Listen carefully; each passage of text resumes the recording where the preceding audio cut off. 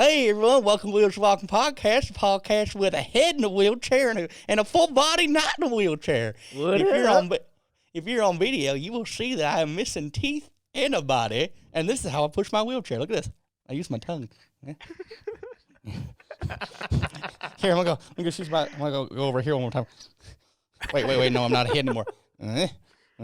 Sorry for all you audio listeners out there, but I ain't got no teeth. I've been smoking that crystal methamphetamine. My boy Andrew decided to get me involved with the Breaking Bads, so I ain't got no more teeth. It almost looks like you're wearing braces or something. It's so weird. I'm way too excited about this, guys. Hi. Yeah. Hi. So Richard's using the green screen function, and it's actually not a green screen. It's just a white screen, but it blinked out his shirt and the background. So Richard, yeah, there we go. Now he's back. Now he's got a body. How does it feel? Hey, I'm excited now. Look at that. Whoa, now your hands are back too. That was and weird. my teeth. And my your teeth are back. They look pristine. They look lovely. Beautimus, Optimus, Primus, Beauteous. Yo. Well, we're back. We're fucking back. Yo, hey everyone, how did you guys enjoy it when we had Jesse on last week? I got one message from my boy Logan. What's up, Logan? And he was like, hey, when you guys have more guests, I really like that. And I said, oh, I don't know. We usually don't do guests because it's complicated. But now that we're doing it like this, maybe we can get more guests. Now that we're doing it on Zoom, we're basically all guests, so fuck it. Technically, we are all guests, yeah. Technically, Richard's the only one in the studio. Facts. Although, you wouldn't know it, but I am. Oh, burpee boys. Yo, okay. So, we have the question of the day for you guys. How much wood could a woodchuck chuck if a woodchuck could chuck wood, but only if Peter Piper was picking his pecks of pickled peppers? That's it. Leave it in the comments down below. Where are they supposed to answer that? In the comments? Comments down below. Mm-hmm. Bars. Wow. That was amazing, Richard. That was fantastic. No, I'm just stalling. I just already forgot what we were supposed to talk about. Oh, well, I think we were talking about Jesse's episode, how people like the guest thing. Not only that, the transfer video. Channel. Yeah, not only that, the transfer videos going really good too. Ooh, I forgot to tell you guys. I got a super cool message from a Devo about our conversation. Really? About devotees, and I have no desire to read the full message or put it on blast, but this was an able-bodied woman devotee who, as a part of some of her attraction to guys, has to do with the fact of their disability. And I got it was so funny because she said she's like, you're super hot. No. She's in a relationship, but they were saying how the whole time she was thinking nope, those idiots, they got it wrong. Nope, But then we would say something that would redeem ourselves, and she'd be like, oh, okay, you won me back. What were we saying that was wrong? I don't the creepy parts. I don't remember. The bottom line is she was saying is there are a few bad apples that spoil it for the whole bunch, but in her experience, there's a lot of normal people. And they have got their own private message boards that converse back and forth, and yada yada yada. So Devos all wear Converse. I'm just kidding. Yes. That's the dumbest yes. pun of all time. But it is kind of interesting when you actually think about it, because it's you wouldn't fault someone for dating someone of a different race or something, but as soon as people start dating someone that has a disability, it's oh, are you just that one of those creepy people that's only attracted to disabled people? That's disgusting. And I guess it feels kind of weirdly dehumanizing, I think, to the folks with disabilities, because they're feeling oh, this person doesn't actually like me for me. They only like me for my disability, and I don't even see myself as that, or whatever. I don't identify as that. I'm still a person. I still have feelings. Maybe they were an able-bodied person at one point. Maybe they were disabled from birth. Who knows? But either way, it's very dehumanizing, and it's very it feels creepy. But at the same time, maybe these people are just really, they feel comfortable around disabled people because of all sorts of different reasons, and that's fine. Yeah, I think it's half yes, half no. I think it's similar to the same way as a guy would be I like Hispanic chicks with big butts. That's a preference, you know, versus someone being oh, I like quads that use wheelchairs. Okay, You know, it's Yeah. like it's the same, and I don't know why I like Hispanics with big butts. I got no idea why I like, you know, dark hair, dark eyes, big butt. I have no idea why I like that, but I know I like it. You know, I think it's the same way that we all have our own preferences, and that just happens to be their preference. Yeah. I like small butts, big wheelchairs. You like heavy I wheelchairs. like small butts and I like wheelchairs. You other Devos can't deny when a girl rolls in with a I don't even know with an itty bitty waist and a wheelchair in your face, you get sprung. When a girl rolls in with a 24-inch rims, popping a wheelie in your face. That's funny. You ask if she used calves.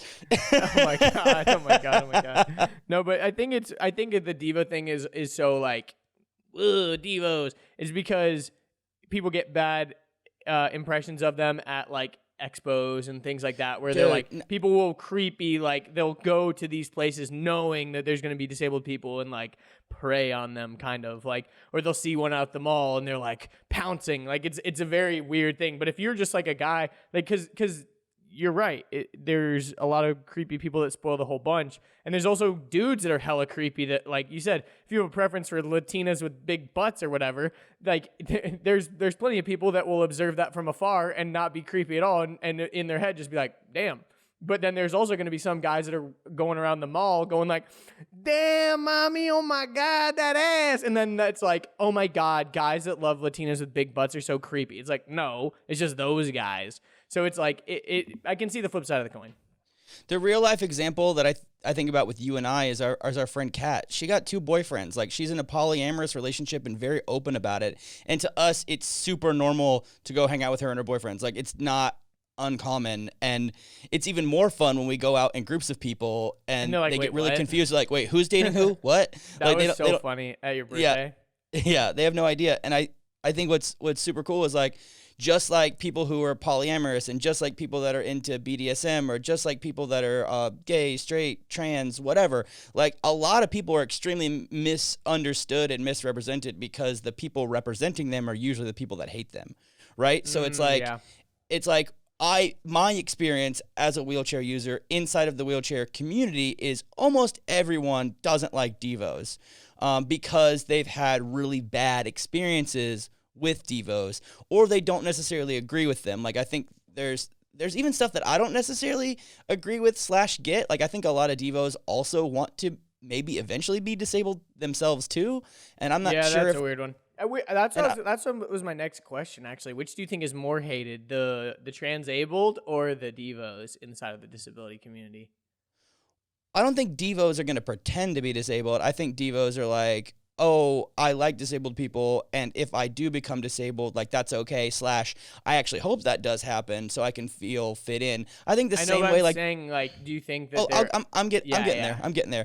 In the same way that, like, in the HIV/AIDS community, there's bug chasers, right? And everyone's like, what are you doing? Like, oh, I just want to get, you know, AIDS so I can fit in with the gay community. Like, everyone, you know, is chasing it down or whatever. But I think what is more hated is the people that are transabled, and there's quite a few of them that are like, they're not actually disabled, but they live the life of a disabled person and act as if they're disabled. I actually or have disabled themselves. Or have disabled themselves, exactly. Like, I almost have more empathy for those people, because I can't imagine what type of life that you have had to go through, that you've created some type of psychological mechanism, some type of coping skill, and the way you cope is by pretending to be disabled. Like, that, to me, someone who's dealt with mental health my whole life, and I know a lot of people that do deal with mental health issues in a wide array of them, I'm like, damn, that person's really jacked up. So I almost have like a sympathy for them. But I'd say inside of the community, everyone hates the transabled people. Everyone is like, yo, let me get this straight. The worst thing that ever happened to me in my entire life, that changed me forever, that I would pay millions and millions of dollars to reverse if I could, but I can't, is something that you did to yourself. What? You know, it's very much hated. And I think when it comes to devotees, I think half the people are open to it, and I think half the people are not open to it. But I think it's just a matter of conversation. Like, the person I was talking to, she was saying how, like, she doesn't disclose the fact that she's a devotee at the first, because sometimes when she does disclose it, the person is like, oh, hell no, I thought you were just a regular person, but you want to be with me because you like the way my hands look because they're all crunched up? No, fuck you, get out of here, and they'll leave. But then other people are like, she's like, hey, I'm a devotee, and what that means is like, I actually already know a lot about you and your condition, and I know what to do and what not to do, and I know the language, and I know the issues, and like, I can be an advocate for you and on your team, and like, it's a whole complicated thing, but I think mostly the issue comes down to what happens in any type of fetish is not the right word, but I don't know how to say it any other way. Whatever happens, yeah. I don't really consider it a fetish because fetish is only purely sexual. But anyway, so people that have those issues are usually represented by people that don't have those issues / aren't them. Like, how many times have you ever heard a straight person talk about trans people and representing trans people? And it's like, how about we listen from a trans person instead? Why do we got to listen to some able-bodied fucker? Someone who's a cisgendered, like, why do we have to listen to them? They have no fucking clue what's going on. Mm-hmm. So I don't know. I just think it's one of those things that usually the issue tends to be that whatever group, I mean, and I feel this way sometimes too. Like, I feel like wheelchair users get hella ableism and are represented in a weird freaking light. And so I think a lot of people can understand that. And that's where I think that, like, it can become a superpower. Like, Sophie Morgan on her Instagram put up a little promo to her new YouTube video, and she was talking about, some of the great things that have come out of her life by being a wheelchair user. And she was saying how, like, it's an inside ticket to empathize and communicate with other groups of people that have lived extremely different lives than you, but because you're all kind of considered, like, outcasts or like weirdos or like different, like we're all a member of the club of people that weren't invited to be a part of any other clubs, basically. Yeah. So it gives us that ability to other minority groups, to other marginalized groups, to other people that are dealing with mental health issues or physical health issues or whatever. Like, we tend to be able to, like, empathize and relate to that. Like, I think like one of my friends, actually this was on my podcast back in the day. It was like in the 30s, I think, episode maybe like 36 or something. My friend Cece, he's a musician, and we were talking about how, like, we were talking about I think we were talking about cultural what's it called when people steal other people's culture? What am I talking about? Cultural appropriation. Yes, cultural appropriation. We're talking about cultural appropriation and how he was, like, saying how a lot of times in music, like, black folks feel that white folks are appropriating their culture of music, and then that becomes the standard almost, and, like, that becomes the new fashion, but no attribution is ever given back to the black community or whatever. Like, for example, a lot of trends with hair and stuff like that are quote unquote like stolen from the black community or whatever, and then become mainstream, or people, whatever. But the example that he gave was like, he was like, but look at Eminem. He's embraced by the hip hop community, by the black community, because he doesn't just, like, appropriate it. He, like, embraced it and, like, embedded himself in that culture, and that's why he's accepted to such a high degree. And I think the same could happen with anyone in any sort of group. It's like, if you just want to come in and only take, and, like, the only reason why you're coming into, like, a certain group of people, whether it's disabled people or gay people or trans people or Asian people or, whoever, and you're only going in to, like, take advantage of, then that's where everyone gets upset. But if you were to, for example, again, to go back to, like, another type of fetish is, like, if you went and lived, like, okay, I'm really attracted to,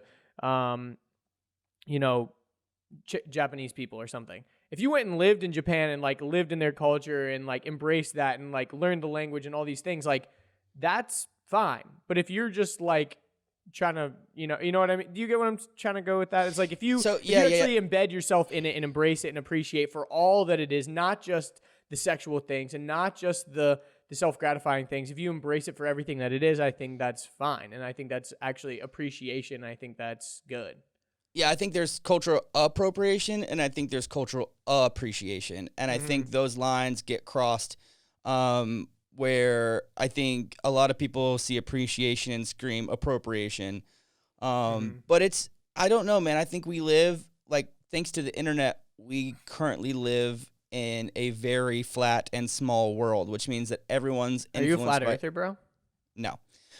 Everyone's influenced by everyone online. So it's like we take, like, ooh, like, I got hair that looks kind of like that. Let me try that hairstyle. Ooh, I like that kind of fashion. Let me try that fashion. Ooh, that's a pretty color pattern or a pretty colored dress or whatever. I mean, I even think about that girl who got slammed for wearing, like, a Japanese dress to prom. Yeah, she's wearing, like, a kimono style dress or whatever. And it's like, that is quite literally appreciating the beauty of a dress. A lot of the press in, I don't remember exactly where it was taken from, but whatever country that it was representing, the media over there was actually praising her and saying that they think it's beautiful that she would wear something from their culture and represent it. So it's just so funny that, like you said, it's like most of the time when people are getting angry or representing someone, it's typically not the people from that group. It's like someone else just getting, like, recreationally outraged. Offended on their behalf. Thanks, Twitter. Exactly. Yeah, exactly. Thanks, Twitter. Yeah, and I think that happens a lot, but whatever. Sometimes people don't have a voice and they do need someone to speak up for them or whatever, but I think most of the time we should just let people speak for themselves. Yeah, but I don't know, man. I think everyone should be influenced from everyone. I don't know. Like, I think there are certain cultural things that obviously you don't need to, like, steal from cultures, but I think you can be inspired by. Like, I think about, for example, like, there's some, like, African tribes that do, like, scarification rituals, body modifications or whatever. Body modification, scarification, and you'd probably be remiss to say that, like, the body modification, scarification communities here in the U.S. weren't directly influenced by them. But that doesn't mean we're also, like, wearing their clothes and, like, singing their songs and, like trying to steal, like, their clothes or whatever. It's like, ooh, there's that one thing that I like that I think's pretty cool. Like, let me like, take inspiration from what these people are doing and try to apply it into my own life. I mean, I don't know, dude. I think it's all fucking silly, really. I think it's all fucking stupid. Like, the idea of, like, you can't steal the way I look. Man, shut the fuck up. Like, that doesn't make any sense to me. Unless a girl, like, tans so much, she starts to look back. Bad baby right now. Go look it up. Really? Yikes. Well, I think that's, like, with, like, inspiration, there's a, like, in like the creative, like, community of, like, art and whatnot, there's a big thing going on of, like, oh, you stole my idea, or oh, you stole the way I do this. Like, let's take, like, Blade Runner, for example. There's a lot of movies out there that are in that, like, cyberpunk, like, sort of environment, but it's all inspired from the origins of Blade Runner, because they originated that idea. And then you have, like, shows like, there's this Netflix show that's a lot like it, and it's clearly inspired by Blade Runner. But you would think, like, some people would be like, oh, they're stealing that from Blade Runner, if that makes sense. Yeah. I think it's a matter of, like, I think about it like ingredients in a recipe. Like, your entire recipe is the final product, and if you use a single ingredient or even multiple ingredients, I think it's different. Like, I don't know. That's just me, though. That's just me. I'm a straight white dude. Like, that's what I have to say about it. Yeah, I guess. But the thing about it, I think, is, like, what do you want them to say? Like, what do you want them to do in the credits? Say, this was totally inspired by Blade Runner. All credit and bow the fuck down to Blade Runner and the director and all that. It's like, it's kind of the same thing with any sort of creative outlet.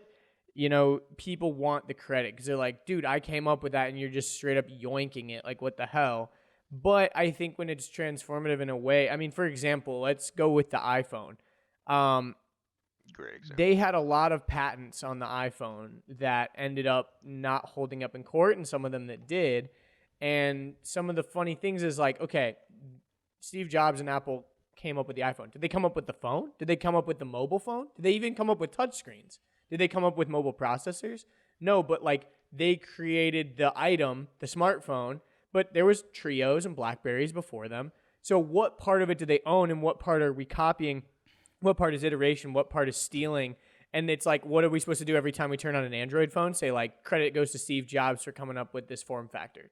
No, like, it's just weird to like think in those ways. And I think a lot of times people get caught up in that, and I can understand it because you want to get credit for where credit is due, and you want to get paid for the things that you invent and all that. And that's why we have copyright law, and that's why you can't just go steal things. I mean, that's what happens in China with a lot of patents and inventions and things like that. They'll just straight up steal your designs. But yeah, it's a weird like fine line, because you can definitely be inspired by something and you can definitely steal something. And I think as long as you just err on the side of caution and say like, hey, I was inspired by this. Like TikTok is like, that's a huge thing on TikTok. Like people, I feel like they almost created a culture of that where it's almost like stealing is almost like encouraged, because it's when you're building a meme, you're literally just building on something on something on something. It's like an inside joke of an innovation is what it is. It's just pure fucking innovation. It's innovation. And then sometimes it like I think one thing that's really cool about TikTok that they've done, they've put a lot of things in place for this,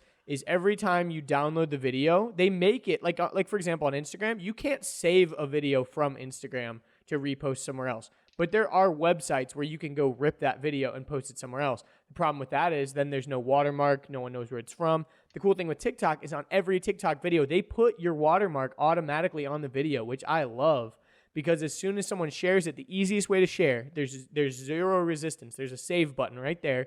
And as soon as you save it to your phone, the watermark is already on there. It comes from TikTok, and it came from this username. So if someone reposts it, it's already got the watermark already on there, which I love that. And then another thing on TikTok that happens is like people will make up a dance, and then someone else will straight up copy the dance, and then no one knows where the dance comes from. So a lot of big creators are always like, yo, who came up with this dance, so I can tag them in the comments. And then that really like elevates everybody else, because it's like elevating the people that made the dance, but also at the same time, it's showing that the big person with the bigger following is like respecting the person that actually came up with the dance. You know what I mean? And everyone's happy, and everyone really respects that. So I think that that's a cool example of it that's happening right now. Yeah, I think there's also the parallel thinking too. Like I can't tell you how many times that like I've been coming up with a video idea for forever, and then we shoot it, we edit it, we publish it, and then I see that someone made a video just like that, like months before or weeks before, or even I'm like, oh shit. I'm like, okay. They probably think we copied them. I'm like, that seems like I just ripped them off. But it's like, no, me and that other person who's also a wheelchair, who also has a spinal cord injury, we have a lot of similar life experiences. So why would we not make videos that seem exactly the same? And I think that honestly, when it comes to like stealing and ripping off, you can never, ever, ever 100% steal something. You can never, ever, ever 100% rip something off. With a video idea, you're saying? Yeah.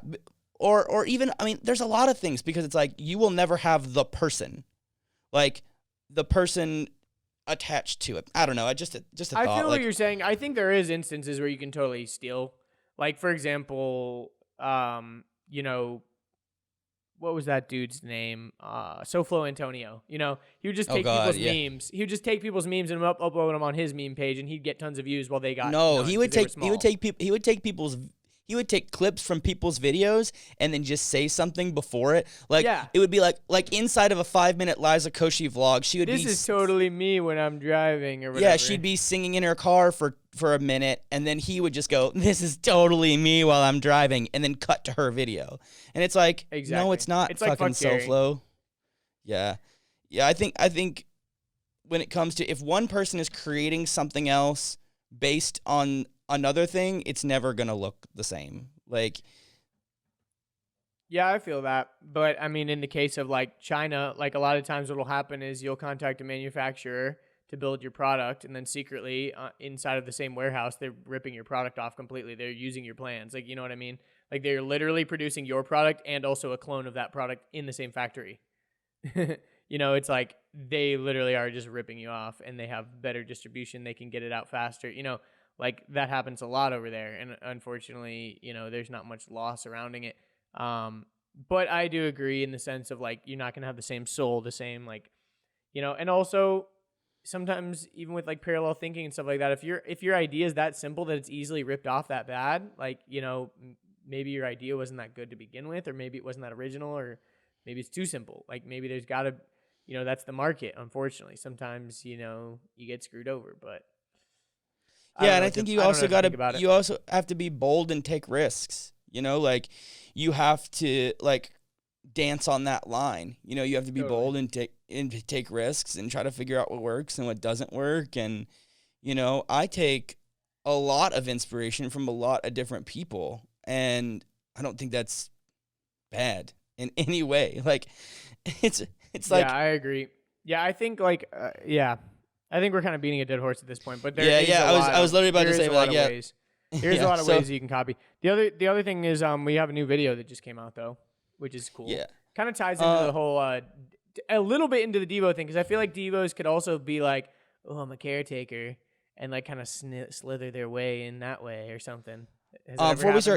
Before we start talking about that, let's jump into our ad read real fast. We're right at about at the good time. So today's video has been brought to you by shopwheelstowalking.com. If you want to get a hold of your temporary collection merch, we are going to be putting on a sale right now. It is going to be 20% off, good for the next 48 hours. You can put in the code promo WHATUP20, and that's spelled WADDUP 20. WHATUP20. Yeah, it's what up 20. It's good for 48 hours for the first 48 people. So if you're listening to this right when it comes out, definitely go take advantage of it because it's going to run out. So whichever comes first, 48 hours or 48 uses, go get it. But yeah, the merch is doing really good. Thanks everyone who's already bought merch. We're totally digging it, and we've been loving like seeing everyone wearing it and stuff like that. Yeah, I quite literally, like right now, if people were watching me on video and curious why I was looking down in the corner, I got a text from a buddy of mine who said, Liz, he goes, gonna end up having to buy another hoodie. My wife asked to wear it like a week ago and has been wearing it almost every day since. That's awesome. He goes, just wanted you to know it's a damn good hoodie. So I thought that was, dude. I thought Dude, that was I've pretty underestimated how good a hoodie can be. Like I used to like not really wear hoodies that much, but recently I've been wearing hoodies like all the time, and I've just been digging it. I sleep in it. I wear it like all day. They're the best. Yeah, I don't know about you, but whenever I am going through any kind of like emotional turmoil or whatever, I like to be like fully covered in dark clothes, and I like to be able to have the option of a hood. Like I don't know why, I just feel more safe, like in my own little like cocoon. Because I think a lot of our mental health is being challenged right now, and whenever we're in a situation of uncertainty and transition and just weirdness, I don't know. I've been fucking going through it. I'm almost tired of talking about it. I'm not going to talk about it anymore. But like, I'm fucking going through it, dude. I feel you. Luckily, at least it's a nice day out. Yesterday was bummy. Here in Georgia, it was like real lame weather. And then at night, it got even really worse. Nice. At night, it got even worse. It was like the thunder and lightning was waking me up. Yeah, there was some thunder a little bit for sure. But yeah. Yeah, but it's very nice outside here. Yeah, so let's dive into that video. So we're not talking about the fact that like Devos definitely like the fact that we showed Jesse's feet a lot in the transfer video. That's not what we're talking about.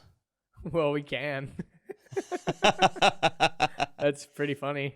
That video's doing really well. 1, because it's very informational. 2, Jesse's in it a lot. And 3, she knows that Devos watch her stuff, so she's like, I don't care. I'll let them see my feet and my legs and like watch me transfer and like, and if you are one of these people who is listening to this, and she also put more stuff on her channel. So yeah, she put some bloopers, and she put a little gym video that it was part of the transfer video originally, and then it got cut on the cutting room floor of my bedroom. But yeah, we didn't end up using any of the gym clips, so she made a little edit of that, so you can go check those out. And the next video that is going to be live probably when you're listening to this, I hope. I got quite a bit to work to do on it. But the reason why... We normally launch the podcast like 5 a.m., so maybe not yet, but at least in the next couple hours. Definitely same day. Today. So the video is about like having your independence as a wheelchair, but the like kind of overarching premise was, or the overarching idea from the beginning was like, if you're a wheelchair user, do you actually need someone who takes care of you or a personal assistant or something like that. Yeah, because the unfortunate reality of being disabled is you have a shit ton more to do, and things take longer to do. Like tasks take longer, and unfortunate reality for a lot of people, myself included, is in the beginning and even past the beginning is that our whole day can be overwhelmed and consumed with just constantly taking care of ourselves. And a lot of people feel they need a personal assistant or a personal caregiver or a personal caretaker or a caregiver. A lot of people feel Seems like they a need those. caretaker and a caregiver would be completely opposites, but they're pretty similar. A caregiver is like a family member, and they can be paid or not paid. A caretaker is a professional that is paid.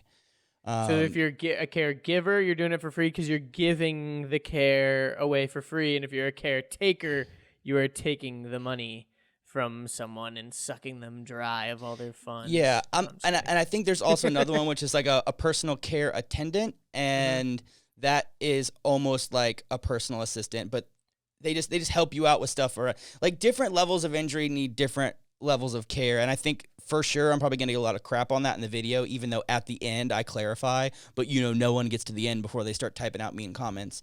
So, I am only speaking from my life and my personal experience, but it's a lot of systems that I've built over the years in order to make my life more efficient so that I don't have to spend so much time focusing on me and my disability. And so if you guys remember in my podcasts or in our podcast, I was talking about like things I wanted to do to improve myself as a content creator and as a human being. And I said the two things I wanted to do was get better at writing and get better at business. And the get better at business part is I'm taking a lot of courses that have to do with social media marketing and e-commerce and just a bunch of really cool, like high level, like smart people courses. And excuse me. And the other one is I wanted to get better at writing, and I've been writing videos for a while, but how I wrote them was super informal. It was just like on a notepad. I would jot out bullet points and locations, and then we would kind of just like wing it. And Andrew and I would usually waste a lot of time like writing the script before we did the video, or even in the middle of shooting, we'd be like bouncing. During the video, we'd be bouncing lines off each other. Yeah, and that was just getting the unmanageable, unsustainable. It was annoying. And so I've been picking up how to do write scripts, and this is the first video that I had a proper script wrote, and I think it's gonna do pretty good.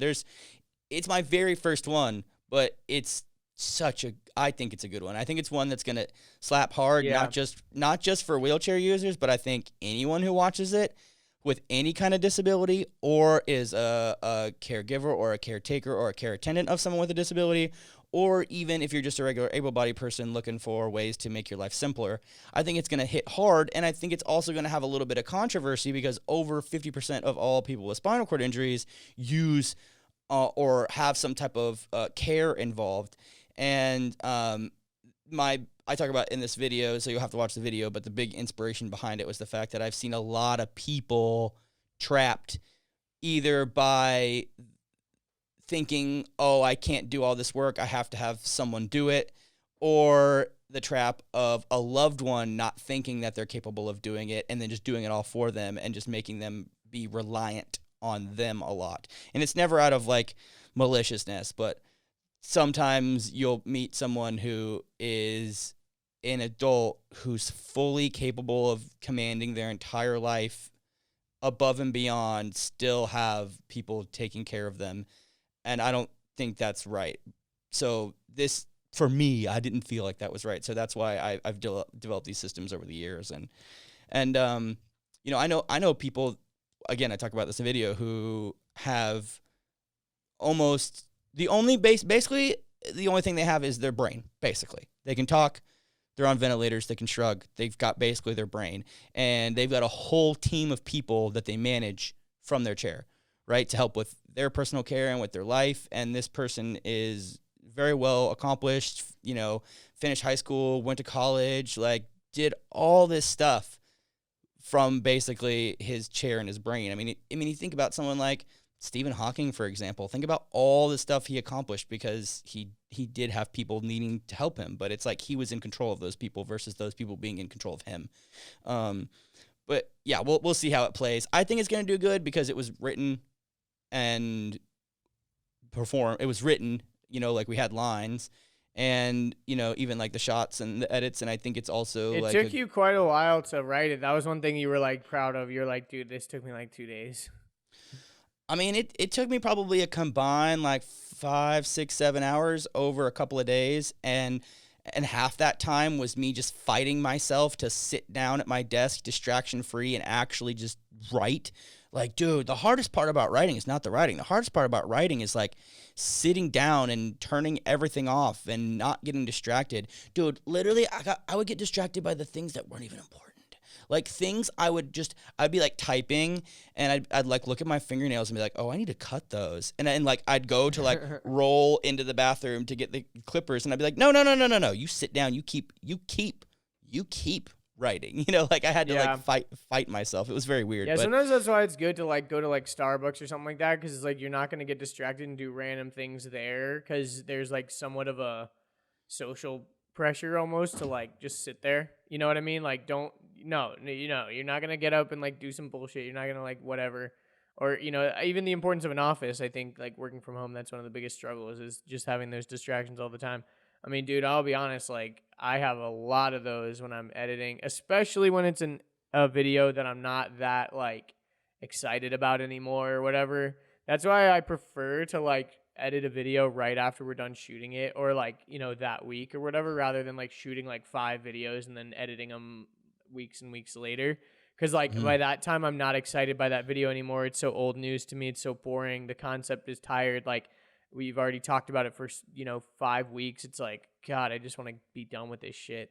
And like, then there's some videos where I'm like super stoked to edit it and I like, want to work on it. Like, yeah, I can't even stop working on it. I won't sleep because it's like so much more fun. And there's like a pretty good balance between those, I feel like. But I mean, sometimes there's some that just suck. Facts. Yeah, if it's got a good storyline, if it's got a lot of cinematography and a lot of cool application of music, those are the ones that you get the most excited about. And and also if I feel like it's videos gonna get seen a lot too. Like if I feel like the video is gonna be good, like I want it to be really good. But if I'm like, this one's like, I'm not, I don't think it's gonna. I mean, it'll be okay, but it's like, But honestly, the last video that we did, it was really helpful that we had such exact lines because, I mean, there's a lot of videos where I'm having to edit lots of things, like the ones that are like very talking heavy. You just got to get really creative with the edits when there's no lines because you're really kind of trying to craft the exact path of least resistance of getting the point across without being too wordy and too monotonous or too boring or whatever. And I think with the lines, we can get it really concise and we can do multiple takes and we can, whatever. And it's just a lot easier, I think. I mean, it just makes it a lot more, it makes it a lot easier and a lot more enjoyable. So it is nice that we're doing that. Yeah, I agree. I didn't feel so like beat up and exhausted because like we shot right after a podcast. Like that day was nuts, man. We worked from like 9 to 9 and then spent like another 3 hours afterwards, like still kind of working. Like we worked, and then I stayed up till like 3 making thumbnails. Yeah, like we worked like 15, 18 hours that day, and it was like, God, that was. We did have fun though. I took a break in between the podcast, and I just like went and laid outside for a little while. I'm probably gonna do that after this one. Yeah, I got a bunch of ish to do.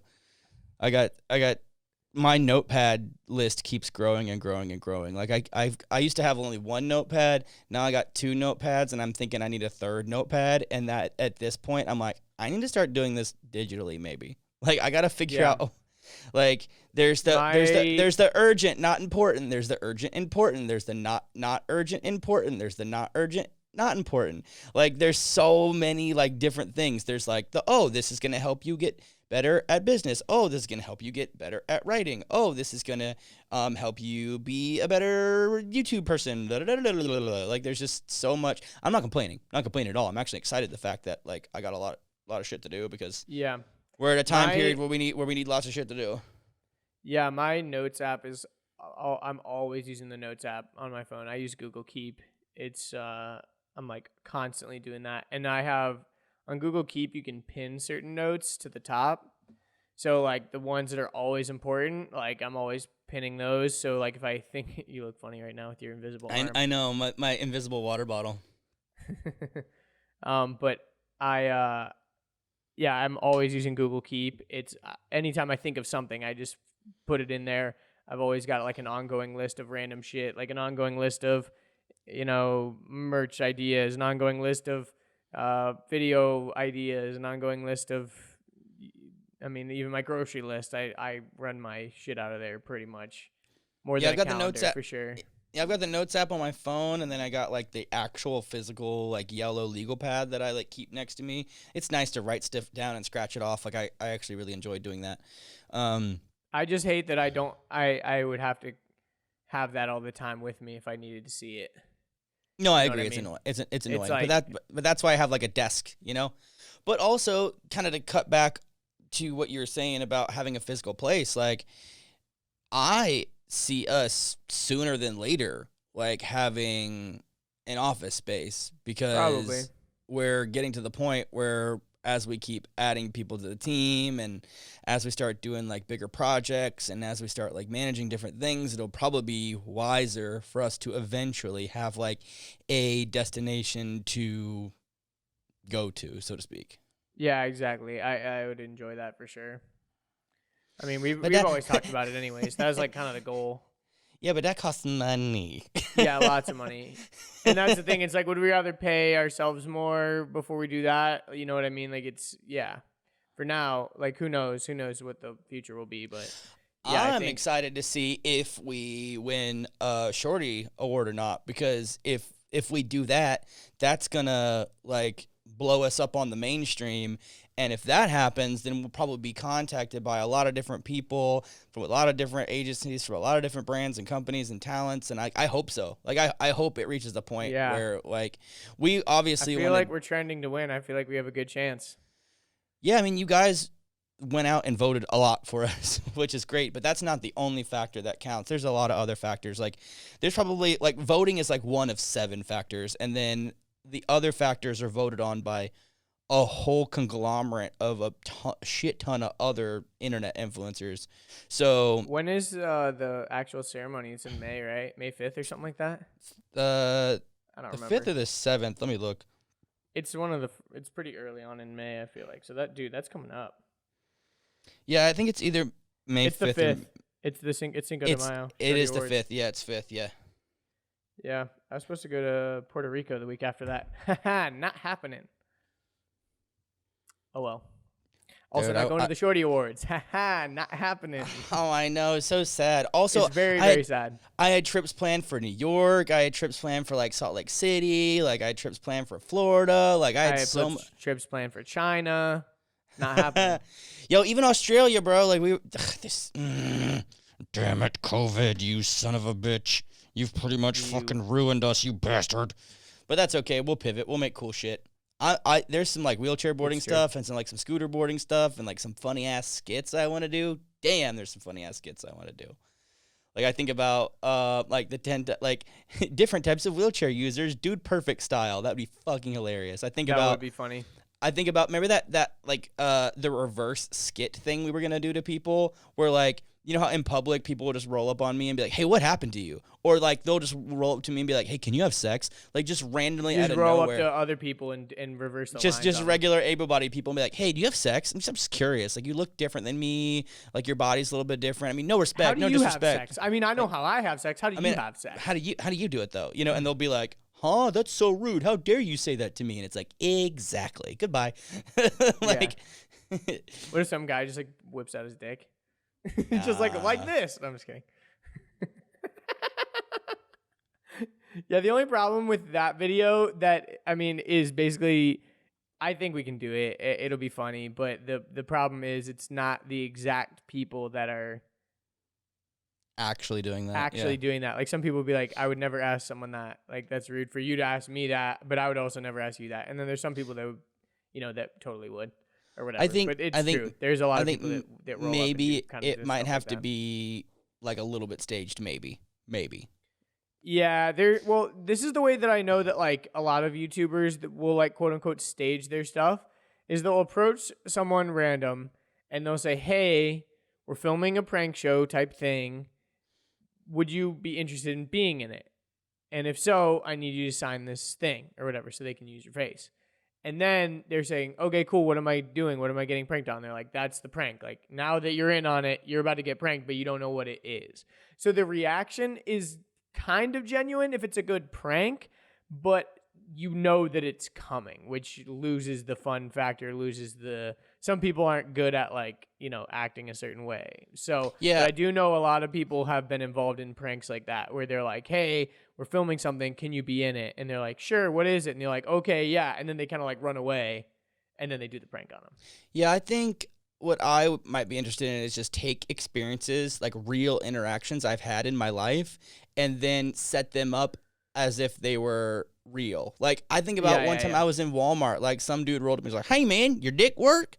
And I was like, "Yeah, it works fine, I guess." He's like, "Okay, man, I was just checking on you. My cousin, he rolls around in a wheelchair, man. He was telling me that they put this plastic thing inside of him, and then before that, he's shooting himself with needles. But, man, his girlfriends don't ever complain because they can just keep on going for hours." And I was like, "Okay, thanks, man." Like, Cool story, bro.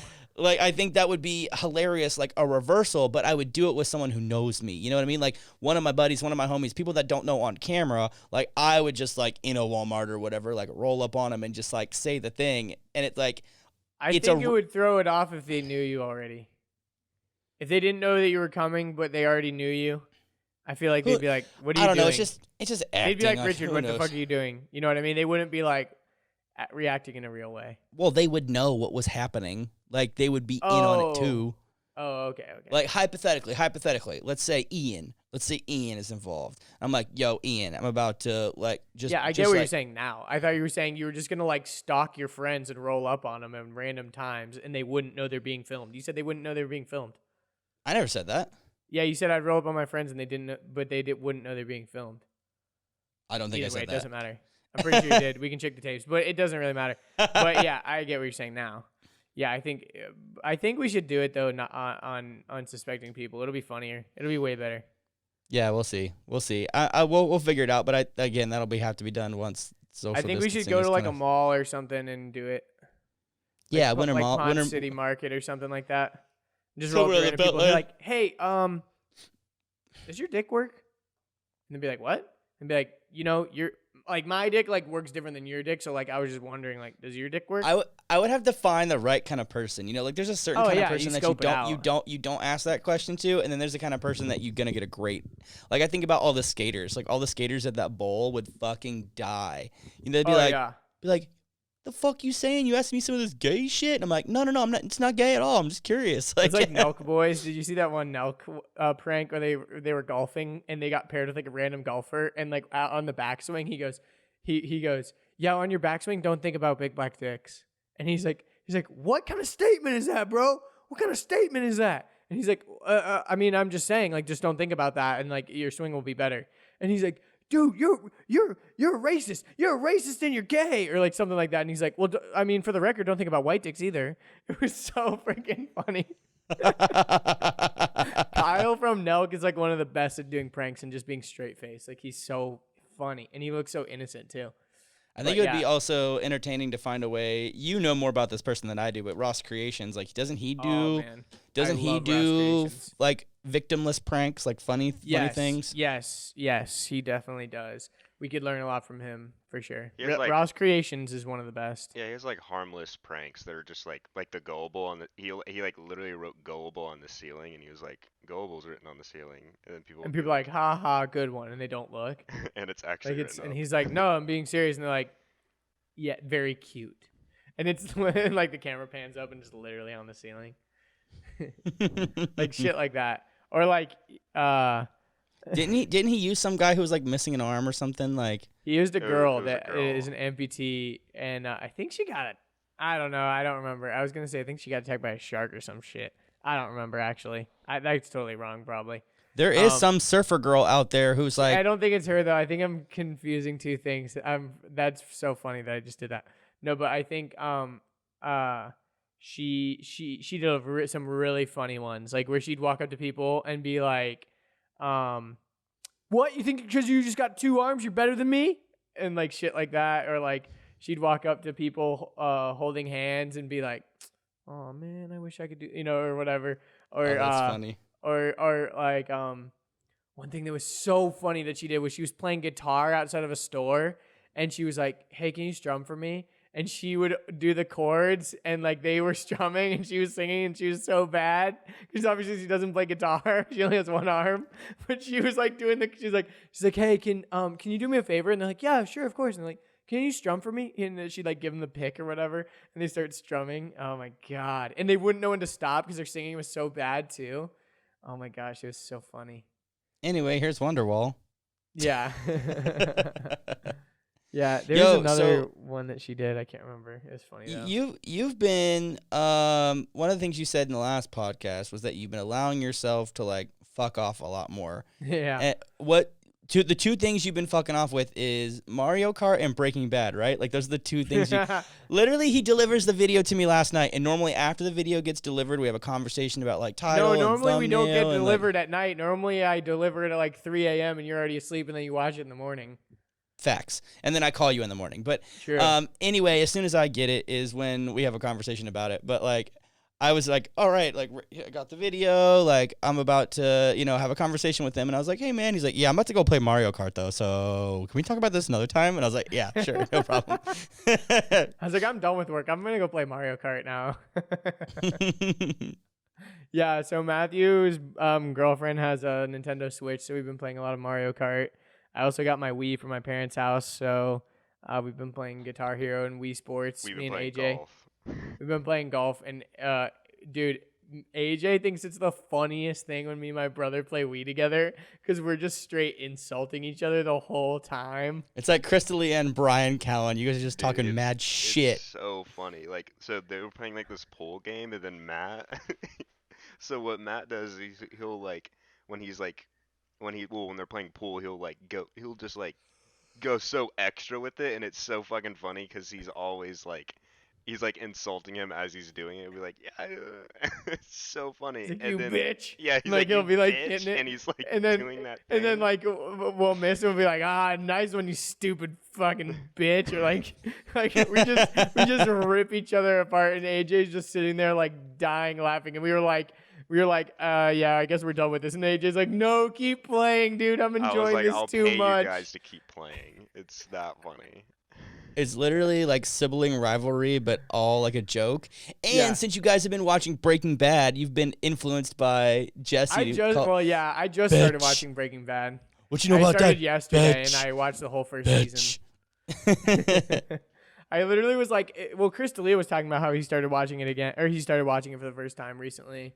And it's like one of those shows that I knew was really good, and like everyone always talked about, and I just never ended up watching it. I watched That's like how a I couple feel episodes about- with my roommates. That's how I feel about Westworld. Like you and Kat don't ever shut up about Westworld. Dude, to be honest, the 3rd season hasn't been that great. I've been watching the 3rd season, and it's kind of like, Well, Black Mirror too. I mean, Black we watch. Mirror is not serialized though. You can watch it in any order. True, So you can true, you true. can just pick up and watch one, and like you're fine. I remember we Westworld watched is in order. in our first LA trip. We watched Bandersnatch, and I went through it one time, and I was like, okay, that's cool. And I went to go shower, and when I came back, you were still playing. You were still like, you're like, yo, did you know that you can choose different options even after the fact? Whoa, dude. And like, you just like had watched the show like a couple of more times. It's kind of like a video game. Yeah, it's like a choose your own adventure book, but in a movie. Mm-hmm. Yeah, it was weird. You couldn't. That was the thing. Is like I figured with that you couldn't change the whole thing, but it was weird. Like you could change the narrative, but some things that were funny is like you could go back and choose different things. You could go back to certain places, but it was funny because I did them, and like you would choose one thing and something would happen, and I'd do another one and the same thing would happen, but because of a different reason. Like the guy's gonna shoot someone, and what are you gonna say? Whoa, that looked weird, right? Whoa, a 3D movie. Whoa, dude, I'm gonna shoot you. If you're watching the video Dude, right now, ow, I'm being stop so hitting me. stupid. Ah, Poking me in the eye, motherfucker. Jesus.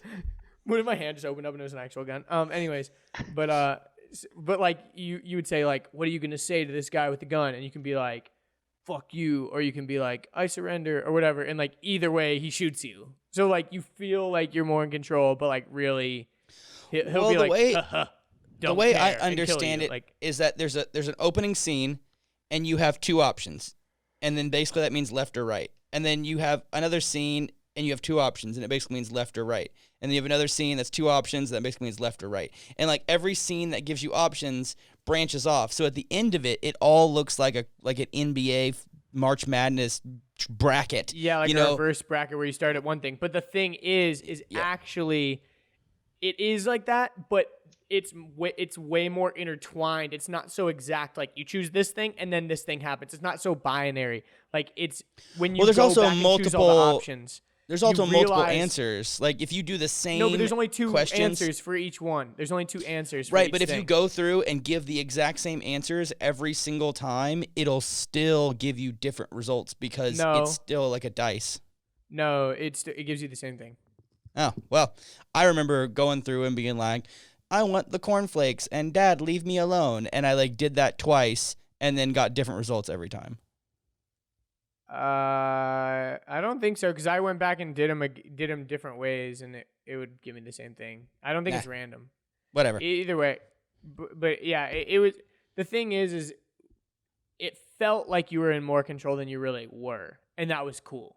I felt like that was pretty cool because it's just like in a video game. It's like you're gonna do all kinds of different things, but they're still guiding you and steering you towards one final storyline. Like, you know, there's one final thing that you have to do. No matter what choices you make in the game, you are going to end up at this point, and this thing is going to happen. And that's kind of what happened in Bandersnatch. And it was kind of like, kill your dad or not. But sometimes the ending would be different. Like, sometimes the dad would live and you would die, or sometimes you'd kill the dad, or what, you know, whatever.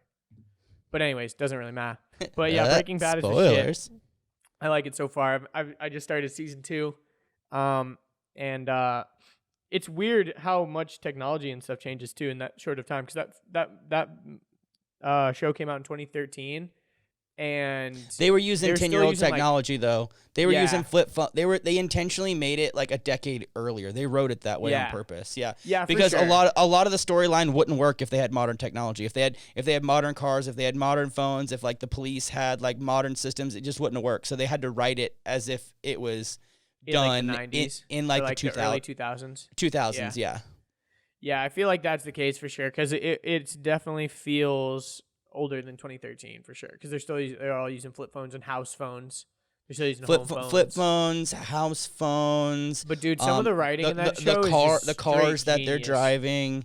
Yeah, the writing is amazing, and that's one of the things that's crazy about that show is it's so dialogue heavy, but it's also super actiony. So it's like the opening scene is always a big action scene that was set up the week before.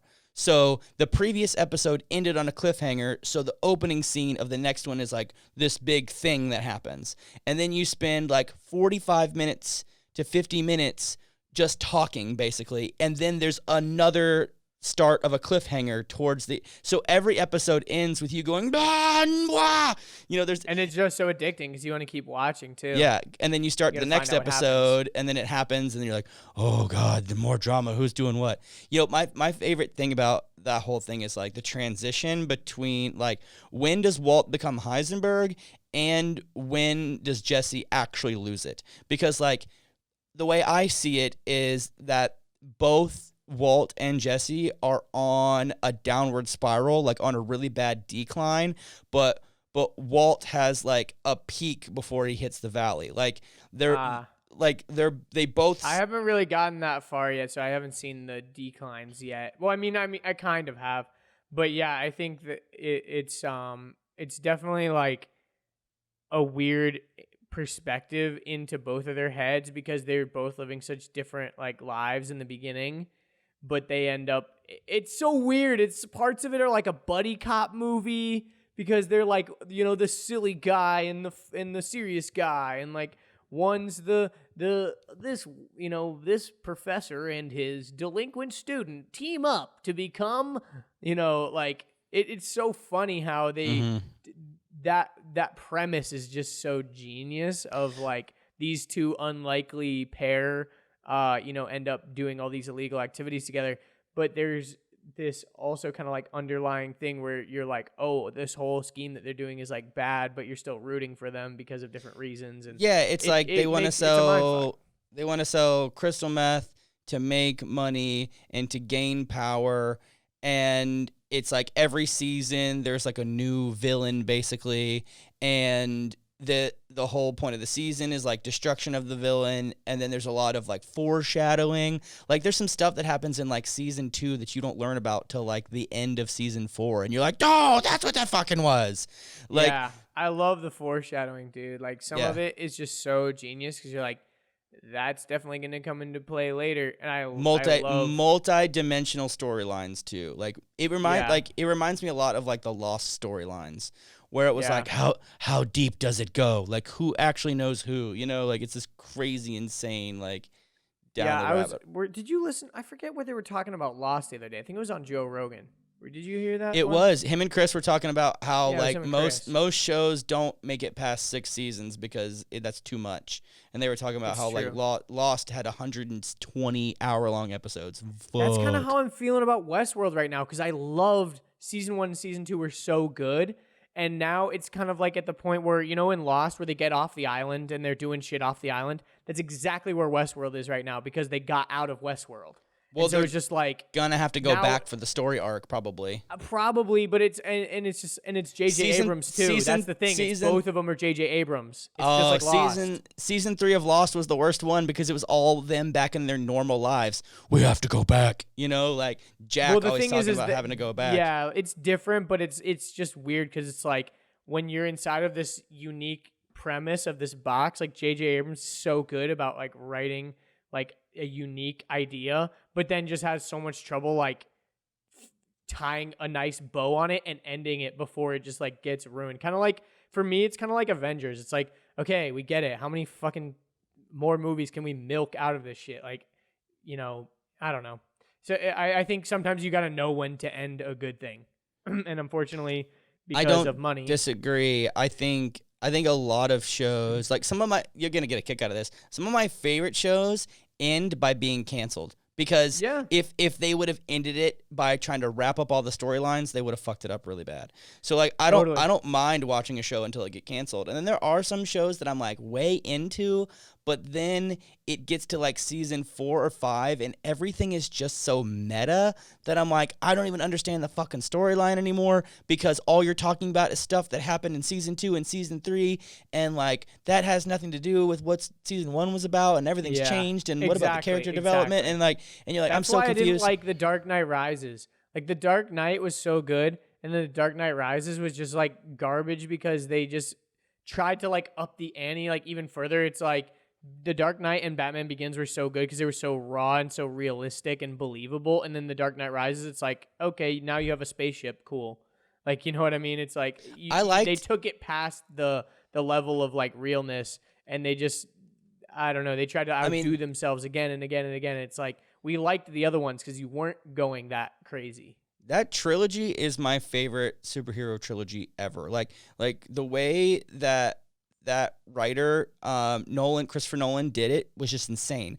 And honestly, Batman Begins, I was like, yeah, okay, whatever. But it wasn't until The Dark Knight happened that I was like, oh shit, this is good. Now I have to go back and like watch, you know, the Batman Begins.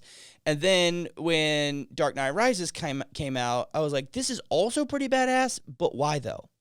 Like, Bane, like I thought Joker already did this. Now we got Bane, who's like a terrorist now, and then now Batman has to go back to the place that he was at in the first movie to get more training, and like the thing is I wanted to like The Dark Knight Rises so badly that I convinced myself that I loved it right off the bat, and I even went and saw it 2 times on opening day. I saw it at midnight, and then I went back the same day and watched it at like 6 p.m. or something, and I loved it. And then like on after thinking about it and after like talking about it and after watching it again, I realized that I was just like hyping myself up to like it actually, and I wasn't like I wanted to like it more than I actually did like it.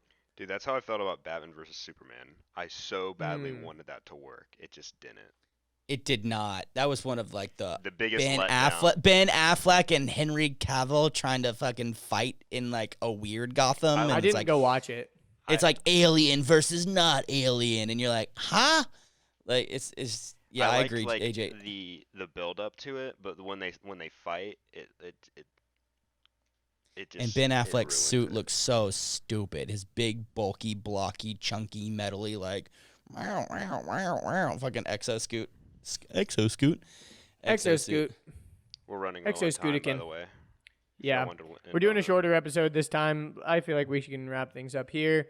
If you're enjoying these bonus episodes, let us know. And also, if you like the guests from last week, let us know because we'll probably do more. And use code WhatUp20 to get 20% off. That's WADDUP 20. And that's pretty much it. Anyone else got anything else? No, that's it.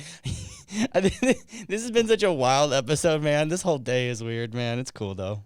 It's been very wild. Yep. But that's it. That's Mike's Super Short Show, and we'll we'll see you next week and follow us on places. I am the coupon. I will go with you.